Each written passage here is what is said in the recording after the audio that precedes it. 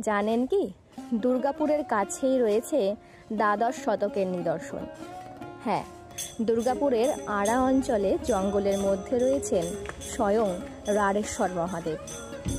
বেলে ও ঝামা পাথর নির্মিত এই দেউল স্থাপত্য নির্মাণ করেছিলেন সেন বংশের শ্রেষ্ঠ নৃপতি মহারাজ বল্লাল সেন।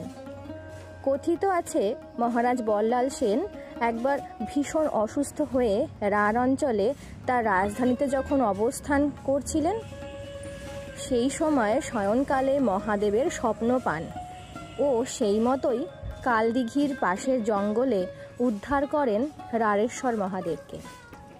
মাকুড়ি সপ্তমীর দিন মন্দির প্রতিষ্ঠা হয় ও মহাদেবের স্নান জলে সুস্থ হয়ে ওঠেন রাজা।